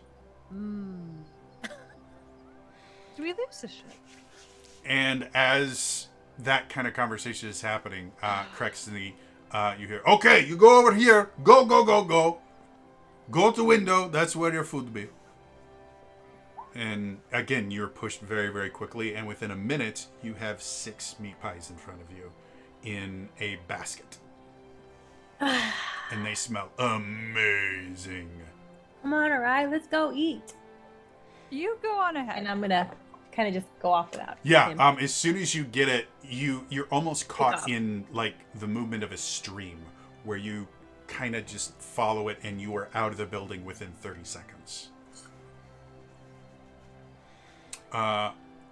Arai, as you kind of get caught up in the stream as well, you instantly, as you almost get to the door, you are abruptly moved and you walk into a wall that doesn't stop you. And suddenly everything is dark. Oh no, you popped again. I don't know why it is with Orion just disappearing. I hate to break you. This Especially- is also not the only system you've ever done this. Yeah, right. Arai figured out if you get poked in the side a bunch of times, you can clip through the wall. Yeah, this is The cheat. It's a speed running tactic. Yeah. Exactly. Yeah, she's Arai, speedrunning DK64. And if you keep reaching towards objects that you know you shouldn't be touching, you too can pop. you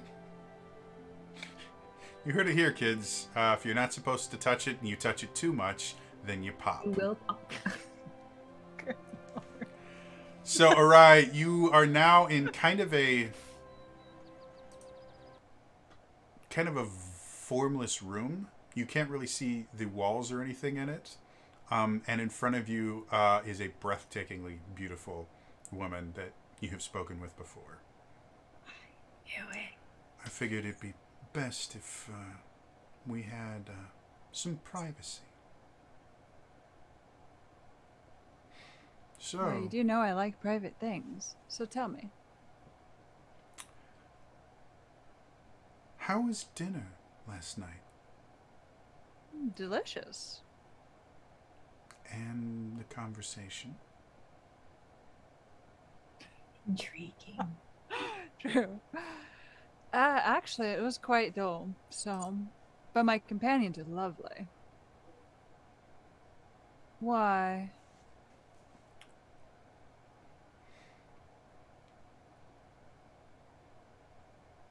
Misdirection thinks they run this town. They get very upset when we show them who has the real power. They get significantly more upset that no matter their scheming, they can't seem to ever put us in a position where they're an authority. Until today, when 4 people showed up and took away the man you spoke to, your friend spoke to about the job. And we can't find him anymore. We're not pleased about that.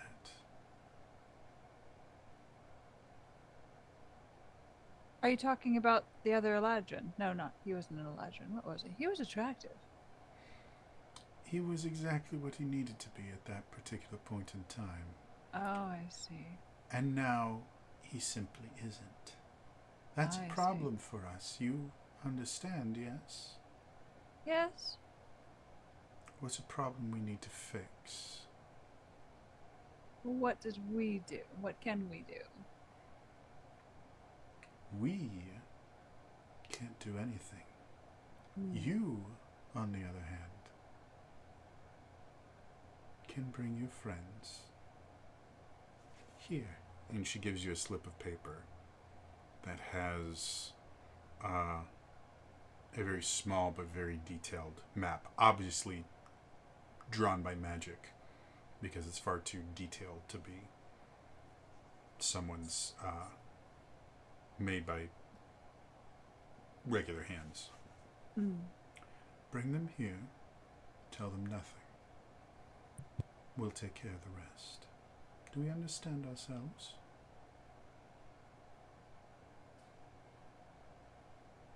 Yes, I see. Lovely. Going forward, if you happen to have another lovely dinner, perhaps talking about art, it's a better use of your time than the conversation you and your friends had. What conversation did we have? It just seemed like a bad date. Did not go well. Is that why he left? Go ahead and roll me a deception check. All right.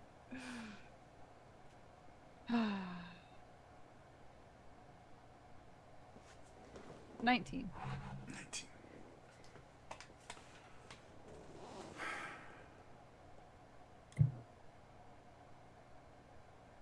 You're a lot of things. And she gets almost uncomfortably close.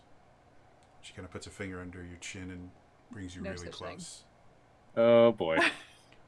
A good liar is not one of them. And then smoke, and she's gone. And you're talking to a wall. That's happened before. All right. And Wow. you very soon feel the kind of rush of people encouraging you to leave at this point. Okay. I'm gonna take the paper and put it with my things. Okay. So as you come out, you can see your friends. Crexney, you've already gone over, and people are enjoying their meat pies, which are amazing.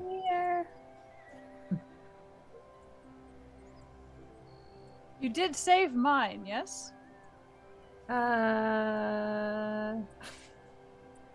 Yes. All right. Shall we?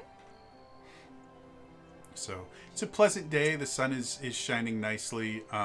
There's a bit of a breeze that kind of goes through this particular alley that makes it very pleasant to be here. Not strong enough to cause any issues with eating or reading or anything like that, but pleasant enough that it always feels cool and refreshing here. And those of you more magically inclined would recognize the use of effectively permanent cantrips that enchant this alley to always have kind of a pleasant breeze blowing through it. Effectively, I believe druid craft would be. So what do y'all want to do? Food's good. Oh, Reggie is like half stuffing his face. Like, Okay. this is an excellent meat pie. Better be for the prize.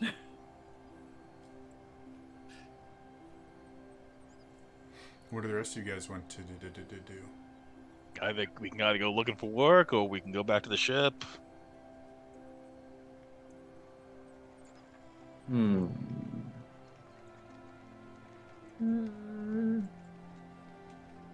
I'm in for getting work. I don't want to go back to the ship, per se. It's only been a day, right? Dinner was last night? Dinner was last night, yeah. 2 more days. Get a small job, waste some time. At least that way we're not just spending money for the next 3 days. Yeah, actually making money would be kind of good. Though we do still have that giant bag of platinum that we got from our first gig. I've already got incorporated the funds, and I would also point out that we have when the job is completed, the work they're doing, that's going to be another 400 gold. All right. Yeah, we still won't be hurting, but that just we'll have the. We'll have 300 less. Well. Well, I am not one above looking for more work here, though if we are looking for work, I do recommend that we stick to the lower levels. Something tells me these high level people are always going to be a little seedier.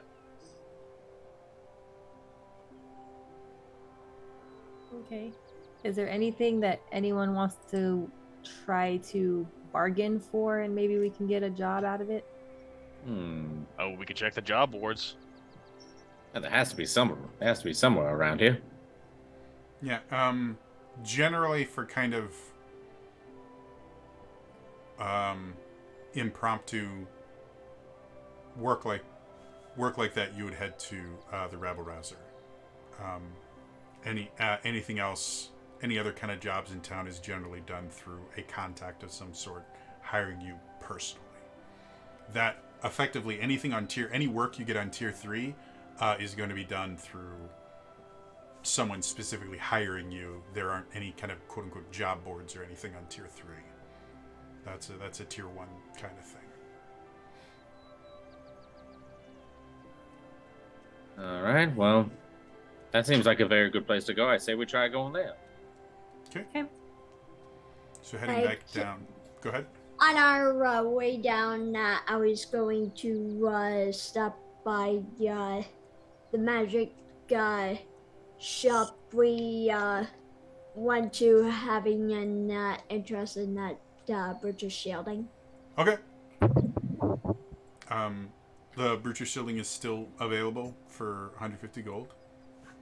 There he goes. Hey. Oh, fancy seeing you here again, miss. What can I do for you? I killed the spider. It was on my microphone. Oh God! Poor spider. Again, I get that they're great for the environment and they kill insects they need to burn and die. Sorry. I agree. No, those are mosquitoes. Mosquitoes need to burn and die. I ain't tolerating no freeloader. I'll be right back. I'm gonna clean this up. Okay. So, again, Aoi, 150 gold pieces if you'd like. Yes, I will gladly pay them.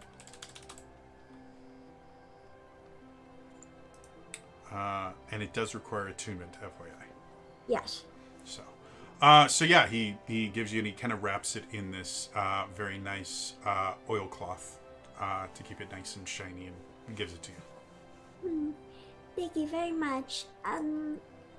Did we get their name the first time? Forge Master is what Forge they Master. said to call them. 'Cause you- No, the owner of the magic shop. Oh, the library. Oh, the library? She The didn't. library. Yeah, the library. She didn't give you a name while you were there. Okay, yeah, do you remember, Jody? But people just call her the librarian. Okay. Again, she's been such a fixture in the town for so long that nobody actually knows what her real name is, and she's fine with people calling her the librarian. Thank you good very for much. market. Thank you very much, Miss Librarian. Oh, the Brutus Shielding was from the Forge Master. It wasn't. in Oh, the it library. was. Yeah, Oh, whoops. that's fine. Oh, yeah. Thank you very much. Fantastic. And he goes back to forging his two different things simultaneously. Yes.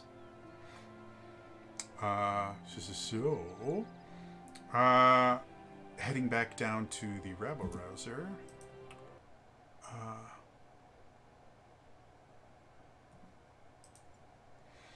Heading back to Tier 1, again, it's almost like traveling to a different city because of just how different everything is. Whereas Tier 3 is very kind of pleasant and everything smells good. You get to Tier 1, it's got that kind of sour milk smell all around this. This is a city. People are always busy and moving around. There's very little kind of casual conversation.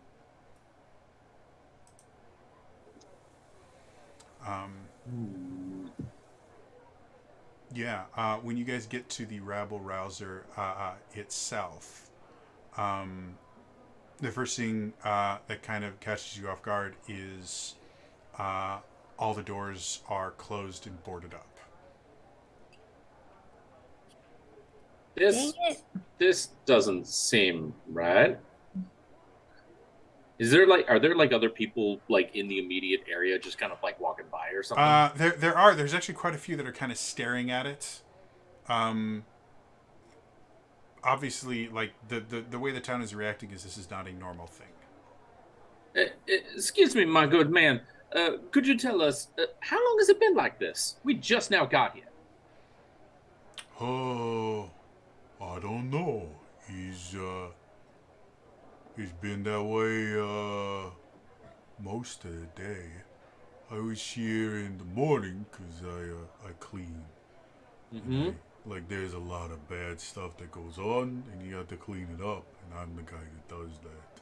Yeah, makes It's not a perfect great sense. job, but it pays pretty well for a job that you don't have to worry about dying for. Well, you don't have to worry about someone trying to kill you every so often. Like the reason I got the Sir, job. sir, sir, sir, Oh, the sorry, building, sorry. the building. So, yeah, I got here to clean up because there was a match last night. It was a really bad match. Uh, there was this Artyog. They're real ugly things. They smell like shit the entire time. He was facing off against like 4 adventurers. Well, 4 turned to 3, turned to 2, turned to 1. I pull out 1 gold and I hold it in front of his face, like, sir. So it you- disappears. Yeah, so in the morning we get there and we notice that most of the booths where all like the goods are, well, they've been clean picked out. on the There's not- inside. on the inside, all like they lock up all their stuff, it was all gone. Everything was gone. All the food was gone, all the everything was gone. And then we got told that everybody had to leave. And then these big Goliaths show up and they just start hammering, these boards on, Oh, and they say that it's no. closed. Okay, so this place was in perfectly working. It was in perfectly working state yesterday, but it was only this morning that this all happened. It's right. I pull out a 2nd gold, and would you be able to tell us, good sir, who it was that told everyone they had to vacate the premises? Gold disappears. No idea. All right then, I wasted a gold, but you know what? That's fair. He keeps looking Well- at you expectantly. Want to know anything else? No, Cleaning and I up turn after back- an Otyug. And he just keeps talking about the Otyug and the various chemicals you have to use to actually clean up a lot of apparently acidic things like tomato juice and vinegar and things like that. Limestone. Yeah, I'm tuning him out right now, and I just turn back to the rest of my friends here. Okay, so someone with a pair of Goliaths certainly sounds familiar. Uh-huh. Definitely a running theme. Yeah. Yeah. Goliaths in general, because they're big, tend to do a lot of manual labor just in general because they can reach higher than most other races. Like, you don't generally tend to see gnomish handymen Yeah, true. unless they happen to be artificers and can fly. Mm. Do we know if this was the only place that had a job board, or are there possibly other job boards around here? This is the only place. This is, as far as you guys are aware, this is where you go if you don't have a job. Like, this is the Adventurers Guild. This is an arena. This is all of that stuff kind of combined into one place. And it is an essential part of kind of the economy of Tier 1. And they just completely shut it down. This is like the heart of everything here. Have you noticed how often this happens to us? Yeah. It was here. Then before that, it was that whole Skywell. island. Yeah, Skywell. They've shut down the entire city. Do you break cities? Sorry, my brain had not made that connection. Yeah. That apparently you guys are economic murderers, apparently. But Oh, I'm glad that you guys made that connection. You know who we should talk to? oh, who do you think? Teamster. You know, I think that might be a. No, that's what happened last time. We talked to a Teamster. They told us about. Remarkably enough, there is no Teamsters guild here. They're actually forbidden to do any work inside the walls. They have they basically bring everything to the front gates of Ebbia, and they transfer it off to a number of different people. But the city itself refuses to work with the Teamsters Guild or any of the kind of associated guilds, because there's quite a few different ones, but they all kind of like cable companies. They all kind of work together, despite the fact that they quote unquote compete with each other. They each have their own little section, and they have agreements about how much they charge for their services and that. But Okay, Abia refuses to work with them. So if we can't talk with them, but this is a place where people typically go to get work. Hey, you guys looking for work? You see We're this more along dwarf. the lines. We're more along the lines wondering what this place is closed up. You guys see a dwarf kind of looking at you. He's missing an eye. His beard is probably one of the worst dwarvish beards, because dwarves are very proud of their beards. And this one's like kind of patchy and scraggly. He's like, hey, you looking for work? Because I got work. I was going to post a job in here, but obviously something went wrong. But you look like, you guys look like you're looking for work. Oh, we're looking for something, definitely. Out of curiosity, what is the job? Well, it's a bit sensitive. If you guys, let's get away from all this stuff. I never feel comfortable in big groups like this. You know, somebody bumps into you, and magically you no longer have a coin pouch, if you know what I mean. I'm doing an inside check on this guy. Go for it. Yeah, I was going to as well because I'm like, this guy looked like he was a scavenger. You know, We're looking for work, and all of a poach- sudden this guy poaching. just comes up with a job, and now he wants to move us into a secondary location. I am still terrified of secondary locations. 21. 18 Okay. for me. 18. This one I actually have to roll. Okay. For all we know, this is how we get murked. Yeah. Smegwick, with everything going on right now, he doesn't seem that out of a place to you. Reggie, however, for you, nothing about what he is saying seems untruthful to you. But kind of the bump in the back of your head is going, this is way, way, way too convenient. Something about this whole situation just feels like this guy is specifically here for you. I am going to reach into my pockets very casually, but I'm going to fiddle with a little copper coin in my pocket, and I'm going to use it, and I'm going to cast Detect Thoughts on this guy. And I'm not probing too deep. I'm just looking for, like, basic surface thoughts here. Sure thing. Is there a save built into Detect Thoughts, or only if you delve deeper? Only if you probe deeper. Okay. I'm not probing too deeply. Again, I'm So just you're trying to going get, surface like... thoughts. I'm I will just trying to say, get- because it does have material and somatic components, if you want to do it without him realizing that you're doing it, I still am going to need either a sleight of hand or a stealth check. I will do a sleight of hand. Okay. I would try to help. I don't know you're doing this. Shit. 11. 11. So as you try to kind of nonchalantly cast the spell, he looks. He's like, "What? Trying to read my thoughts? That's not the greatest way to start a business relationship. Why? What do you think?" And as you kind of read for surface thoughts, they are just repeatedly, "Fuck you, fuck you, fuck you, fuck you, fuck you." Hey, you know what? I deserve that. Yes, yes, you do. Smeg, Maybe now Maybe I'll go Smegwick's- find someone else to do this job if you're gonna be doing things like reaching into my brain. Like that's not a. I was here trying to offer you a job, and now you're trying to reach into my brain. That's not cool. Smegwick's now thinking, Cool. how did he know what Reggie was trying to do? You know, he's casting a spell. Well, he's And- casting a spell, but he specifically then he identified the spell Reggie was doing. In the same way where if somebody was to cast fireball, you wouldn't need yeah. to see the actual fireball to know what they were casting. You can, if you're familiar with spells, and because that particular spell is only a second level spell, or first level, one of those. It's a pretty low level spell.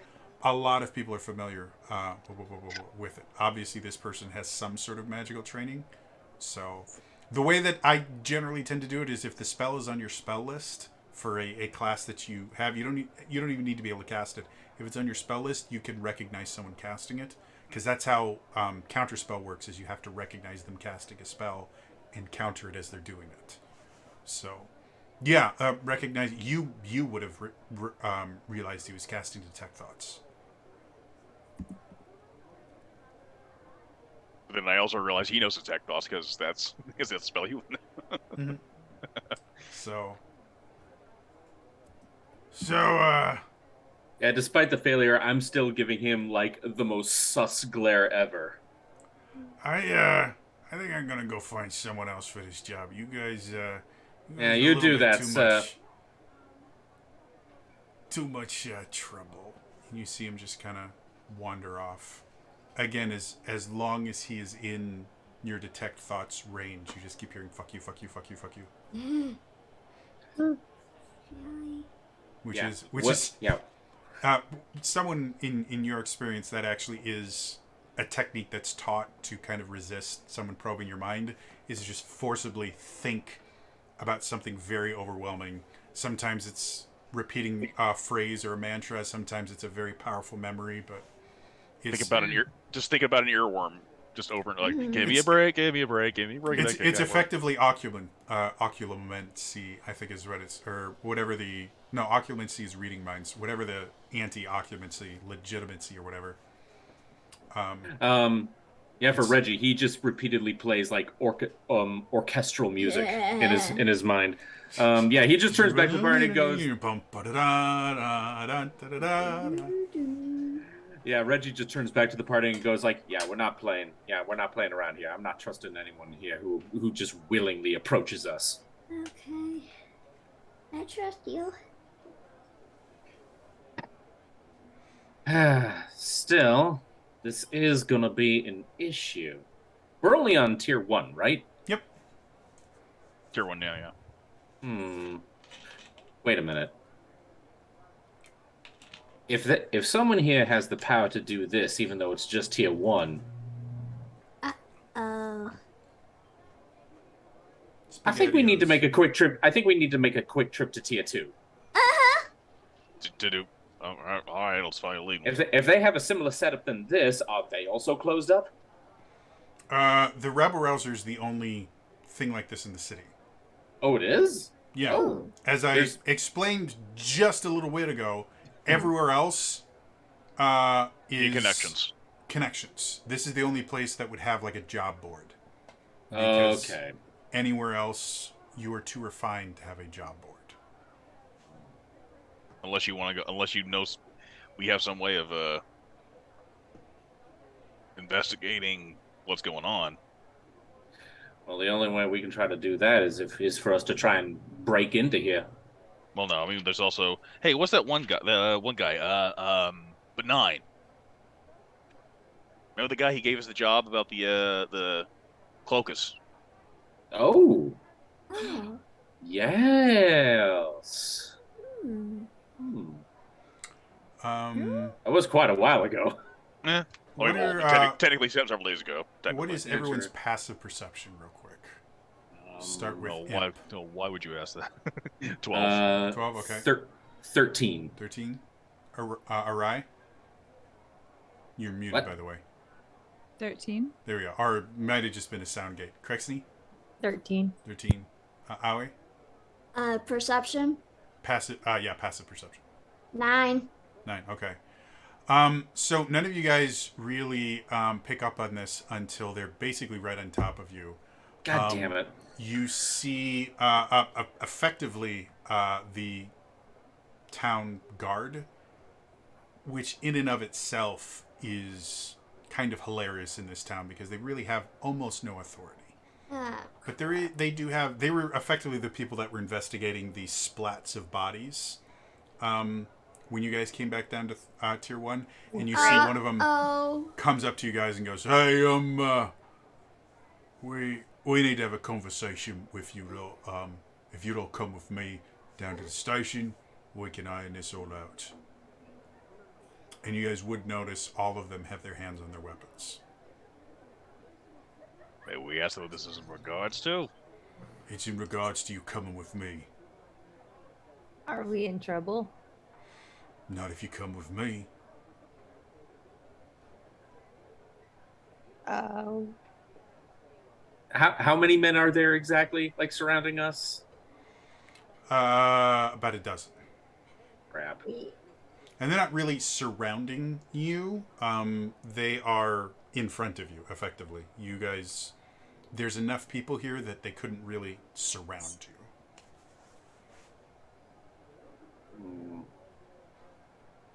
I just kind of look at everyone. Decisions? I don't know There why they is no want it. decisions. You're all I'm not coming talking with to me. you, so I'm talking to them. I don't know why they would want us. Yeah, me either. One of them starts kind of reaching around, and you see a set of manacles. Listen, you can come with us the easy way or the hard way, but we're going right now, okay? Aye.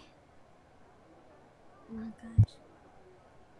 Smoke goes like, we might as well cooperate and see what this is all about, seeing as how there's nowhere else really for us to go, and I don't know, I think it'd be fun, but in the end result, it's still the same. And unfortunately, I'm gonna have to agree with you. All right. Fantastic. Follow me. And as you guys start going, ching, ching, they put manacles on all of you. What? Oh no. And that, unfortunately, is where Of we're course. going to end it for today. Dang it. As always, if you missed any of this, I do put all these on my YouTube channel. It's youtube.com/TraderJody. Otherwise, again, that's all for me today, and I'll see you guys in the next time, alright? Bye-bye.